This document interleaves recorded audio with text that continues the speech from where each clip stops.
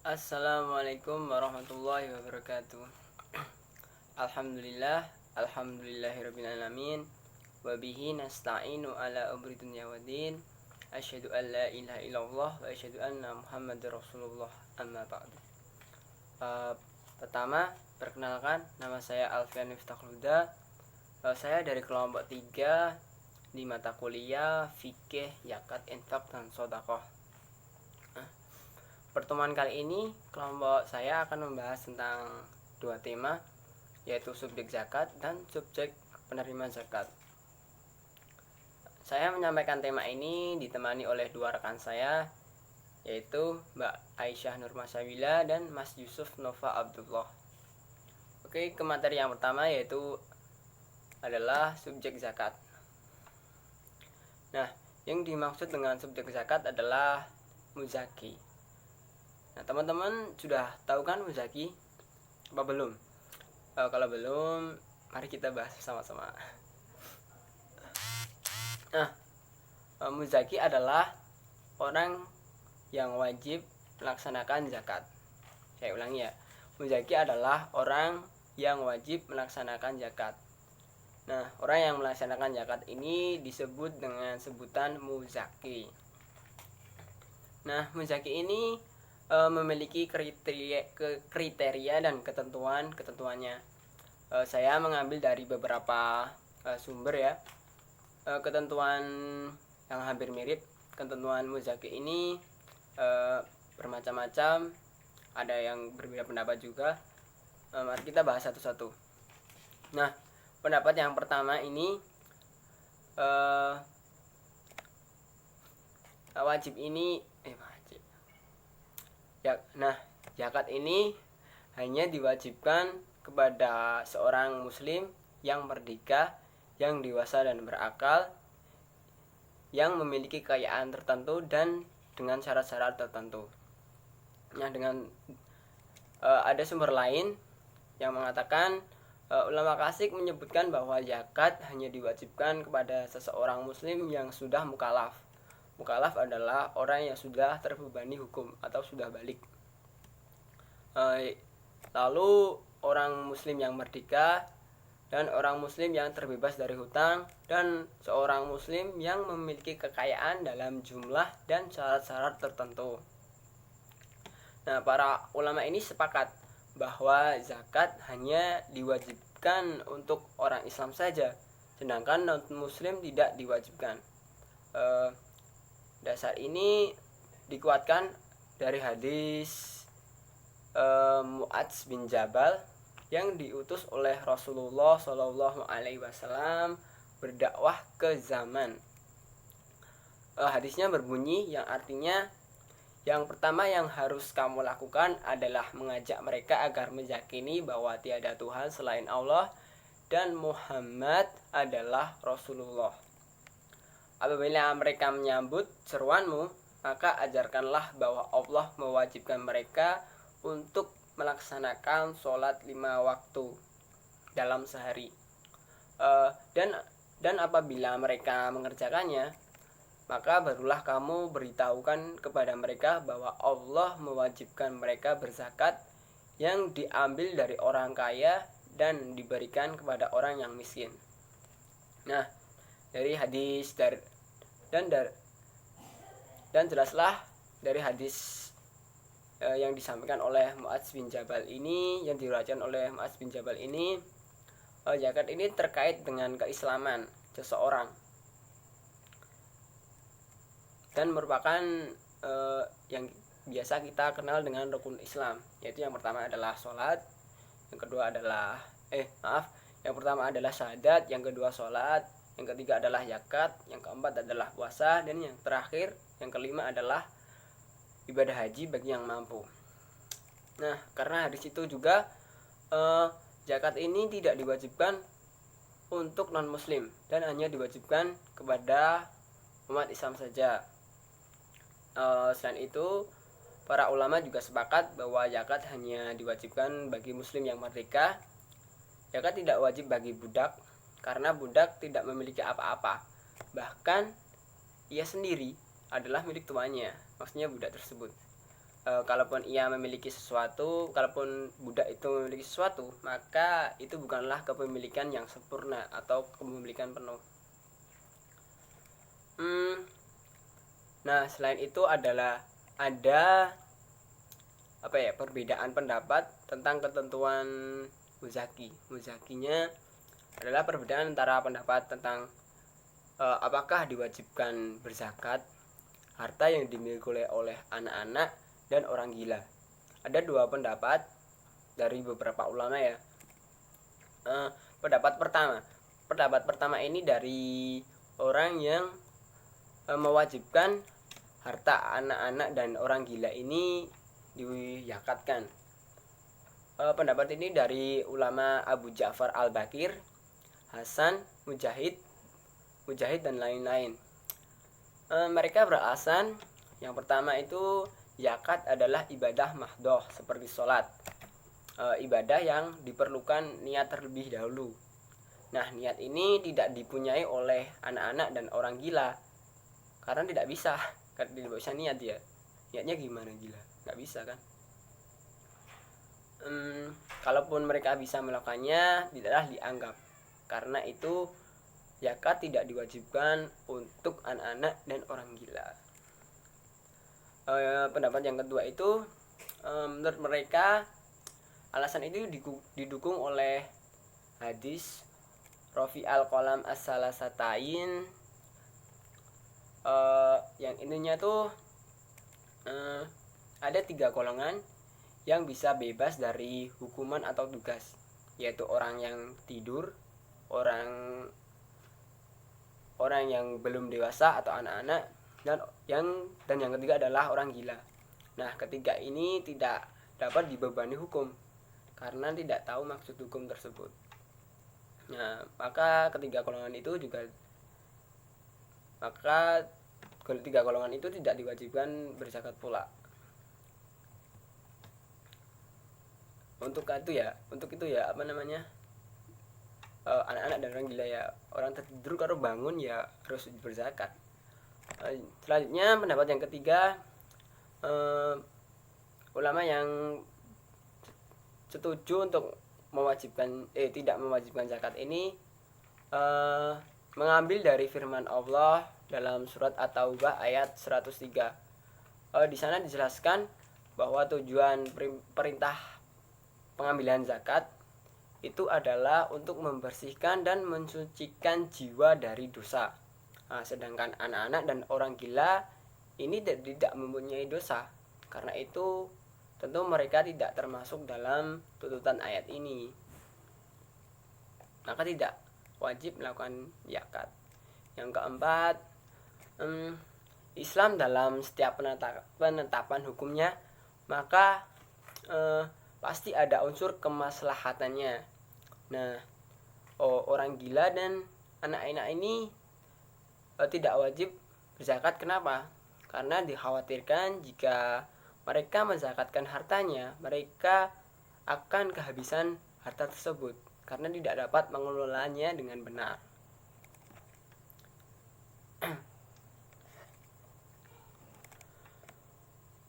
Nah, sementara itu pendapat dari orang yang ulama yang mewajibkan anak-anak dan orang gila ini tetap berzakat, yaitu dari kalangan sahabat, tabi'in.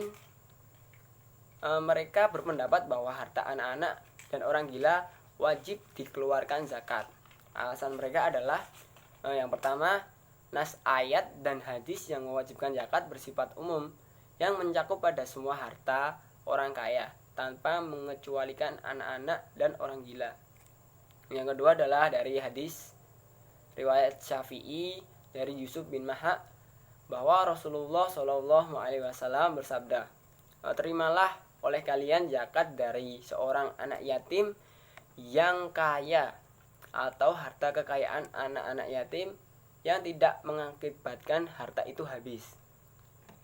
Pendapat selanjutnya, selain itu mereka beralasan dengan tindakan para sahabat seperti Umar, Ali, Abdullah bin Umar, Aisyah, dan Jabir bin Abdullah yang mewajibkan zakat atas kekayaan anak-anak.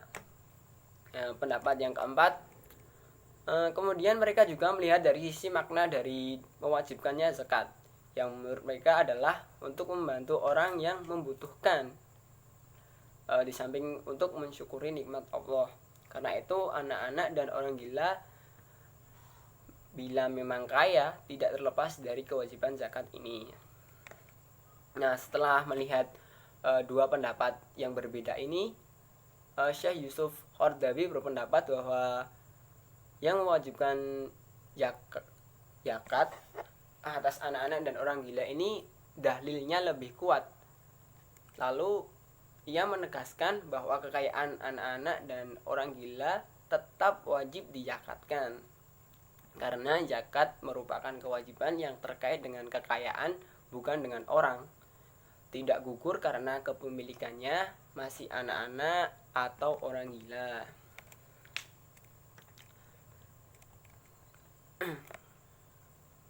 Nah, dari ketentuan atau kriteria muzaki tersebut, kriteria muzaki itu sangatlah sederhana, tidak terlalu sulit. Yang penting itu adalah orang Islam atau lembaga yang dimiliki oleh orang Islam, maka wajib berzakat, baik sudah dewasa ataupun tidak, baik berakal ataupun tidak. Nah, untuk mempermudah memahami muzaki ini, kita juga perlu tahu tentang harta yang diwajibkan untuk berzakat, untuk dizakatkan maksudnya. Nah, sudah saya rangkum, sudah saya ringkas, ada 6 ciri-ciri ya. Yang pertama itu kepemilikan penuh, artinya harta itu dimiliki penuh oleh muzaki tersebut, dapat ia kontrol semaunya sendiri gitu maksudnya. Yang kedua itu hartanya berkembang, artinya kekayaan itu bisa dikembangkan dengan sengaja dan mempunyai potensi untuk berkembang. Yang ketiga, cukup satu nisab. Nah, cukup satu nisab ini sudah jelas ya, syarat, termasuk syarat-syarat muzaki untuk berzakat. Yang keempat, lebih dari kebutuhan pokok biasa. Nah, hartanya itu bisa lebih untuk mencukupi kebutuhan pokok seperti makan, pakaian, tempat tinggal, kendaraan, atau sarana mencari nafkah dan lain-lain. Jika hartanya itu mencukupi, maka tetap wajib untuk zakat. Yang kelima, bebas dari hutang, artinya harta yang sudah cukup senisab itu harus dihitung di luar hutang. Seperti ekonomi ya, ilmu ekonomi kan aset atau harta itu sama dengan modal plus hutang. Yang keenam, berlalu 1 tahun atau 12 bulan komariah. Syarat 1 tahun ini tidak untuk semua kekayaan yang wajib zakat, tetapi hanya untuk ternak, uang, perdagangan, atau perusahaan. Sedangkan zakat pertanian, harta karun, barang, tambang, dan semua yang dikategorikan pendapatan tidaklah disyaratkan 1 tahun. Nah, itu tadi adalah ketentuan ataupun kriteria dari muzaki. Dengan memahami secara tepat harta kekayaan yang dikenai wajib zakat akan memudahkan setiap muslim untuk mengenali dirinya sendiri. Apakah ia termasuk orang yang dibebani zakat, orang yang wajib melaksanakan zakat, atau orang yang berhak menerima zakat tersebut. Nah, bagi para petugas atau para amil, hal ini juga memudahkan ya untuk membantu untuk menyeleksi atau mensosialisasikan dan pelaksanaan tugas untuk menghimpun para muzaki atau para orang yang wajib menerima zakat. Nah, materi ini selanjutnya akan disampaikan oleh teman saya. Baik, selanjutnya yaitu subjek penerima zakat. Zakat wajib diberikan kepada 8 golongan. Siapa sajakah 8 golongan tersebut? Nah, mereka ialah orang-orang fakir, orang-orang miskin, mu'alaf, budak, orang yang berhutang atau gharim, orang yang berjuang di jalan Allah atau fisabilillah, dan ibnu sabil. Langsung saja yang pertama yaitu fakir dan miskin. Fakir dan miskin memiliki arti yang berbeda. Fakir ialah orang yang tidak memiliki apa-apa atau di bawah nilai nisab. Mereka yang tidak mempunyai harta atau penghasilan yang kurang mencukupi kebutuhannya, seperti sandang, pangan, tempat tinggal, dan kebutuhan pokok lainnya. Sedangkan miskin, ia mempunyai harta atau penghasilan yang mencukupi kebutuhannya, dan mereka bisa bekerja, tetapi tidak semua bisa tercukupi. Misal, mereka memerlukan 10, tetapi yang ada hanya 7 atau 8. Walaupun sudah masuk 1 nisab atau cuma beberapa nisab. Yang kedua yaitu amil atau si pengurus zakat. Mereka bertugas mengurus zakat mulai dari mengumpulkan zakat sampai diberikannya ke bendahara dan si penjaganya. Juga mulai dari pencatatan dan sampai perhitungan zakat masuk dan zakat keluar. Lalu zakat tersebut dibagikannya kepada para mustahik. Jadi para pengurus zakat tersebut bertugas dengan ikhlas dari hati, sehingga Allah memberikannya ganjaran berupa upah bagi mereka dari harta zakat sebagai imbalan dan tidak diambil selain harta zakat. Yang ketiga yaitu mu'alaf. Nah, mu'alaf ini terbagi menjadi 7 golongan. 7 golongan ini menurut Ghordawi 200. Yang pertama yaitu golongan yang diharapkan keislamannya. Yang kedua golongan yang dikhawatirkan kelakuan jahatnya. Yang ketiga golongan yang baru masuk Islam atau orang yang mau berpindah agama ke agama Islam, biar mereka lebih mantap dalam belajar agama Islam secara mendalam, begitu maksudnya. Lalu yang keempat, pemimpin dan tokoh kaum muslimin yang berpengaruh di kalangan kaumnya. Yang kelima, kaum muslimin yang bertempat tinggal di benteng-benteng dan daerah-daerah perbatasan dengan musuh. Maksudnya itu mereka diberi zakat agar mereka lebih kuat dan mereka lebih semangat untuk menyerang musuh dan melindungi kaum muslimin yang bertempat tinggal jauh dari benteng-benteng musuh tersebut. Dan yang terakhir yaitu kaum muslimin yang membutuhkannya untuk mengurus zakat orang yang tidak mau mengeluarkan, kecuali dengan paksaan seperti dengan diperangi. Begitulah penjelasan sedikit dari saya. Selanjutnya, golongan selanjutnya akan dilanjutkan oleh teman saya yaitu Yusuf Nova. Oke, lanjut nomor 4 yaitu firikop, memerdekakan budak. Rikab adalah bentuk jamak dari rokobah. Istilah ini dalam Al-Quran artinya budak belian laki-laki dan bukan belian perempuan. Istilah ini diterangkan dalam kaitannya dengan pembebasan atau pelepasan. Seolah-olah Al-Quran memberikan isyarat dengan kata kiasan, ini maksudnya, bahwa perbudakan bagi manusia tidak ada bedanya seperti belenggu yang mengikatnya. Membebaskan budak belian artinya sama dengan menghilangkan atau melepaskan belenggu yang mengikatnya. Cara membebaskan bisa dilakukan dengan 2 hal, yaitu 1. Menolong hamba mukotab, yaitu budak yang telah ada perjanjian dan kesepakatan dengan tuannya bahwa ia sanggup menghasilkan harta dengan nilai dan ukuran tertentu, maka bebaslah dia. Nah, yang kedua, seorang yang harta zakatnya atau seseorang bersama-sama dengan temannya membeli seorang budak atau amah kemudian membebaskannya, atau penguasa membeli seseorang budak atau amah dari harta zakat yang diambilnya kemudian ia membebaskan. Oke, yang kelima, garimin. Menurut mazhab Abu Hanifah, gorim adalah orang yang mempunyai utang dan dia tidak memiliki bagian yang lebih dari utangnya. Menurut Imam Malik, Syafi'i dan Ahmad, bahwa orang yang mempunyai hutang terbagi kepada 2 golongan. Masing-masing mempunyai hukumnya tersendiri. Pertama, orang yang mempunyai hutang untuk kemaslahatan dirinya sendiri. Kedua, orang yang mempunyai hutang untuk kemaslahatan masyarakat. Nah, yang keenam, fisabilillah.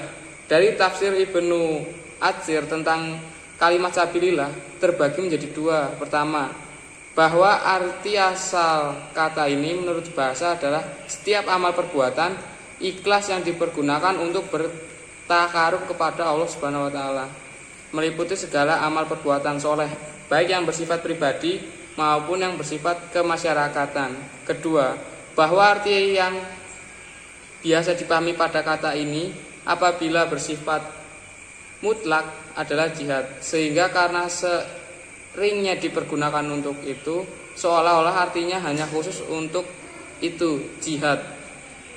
Kata Ibnu Atsir, makna sabilillah adalah semua amal kebaikan yang dimaksudkan untuk mendekatkan diri kepada Allah Subhanahu wa taala, bukan hanya pada peperangan.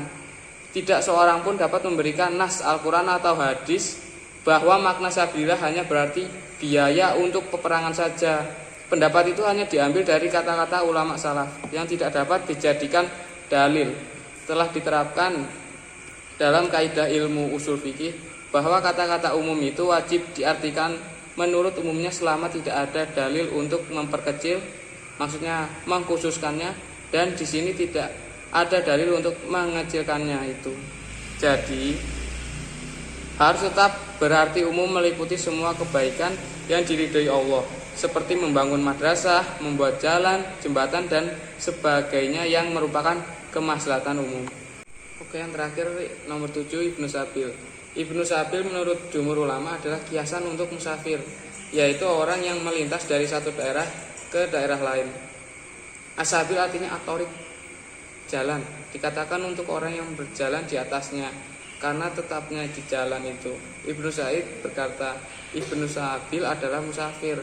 Apakah ia kaya atau miskin, apabila mendapat musibah dalam bekalnya atau hartanya sama sekali tidak ada, atau terkena sesuatu musibah atas hartanya, atau ia sama sekali tidak memiliki apa-apa, maka dalam keadaan demikian itu hanya bersifat pasti. Ibnu Sabil adalah segala mereka yang kehabisan belanja dan dalam perjalanannya dan tak dapat mendatangkan belanjaannya dari kampungnya.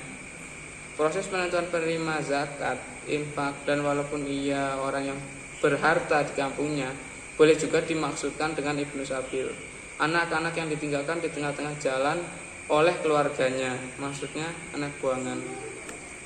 Oke, kesimpulannya, orang yang wajib berzakat disebut dengan muzaki. Umat Islam juga telah menyepakati bahwa zakat hanya diwajibkan kepada seorang muslim merdeka, dewasa, yang berakal, yang memiliki kekayaan dalam jumlah tertentu dengan syarat tertentu.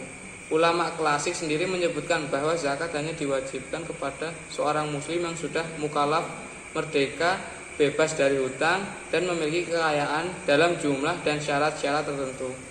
Zakat wajib diserahkan kepada yang berhak menerima, yaitu 8 golongan. Mereka adalah orang-orang fakir, orang-orang miskin, amil, maksudnya pengurus zakat, mu'alaf, budak, orang yang berhutang, gorim, orang yang berjuang di jalan Allah, fisabilillah, dan Ibnu Sabil. Sekian penyampaian dari kelompok kami. Bila ada salah kata, saya mewakilkan dari kelompok kami meminta maaf yang sebesar-besarnya. Wassalamualaikum warahmatullahi wabarakatuh.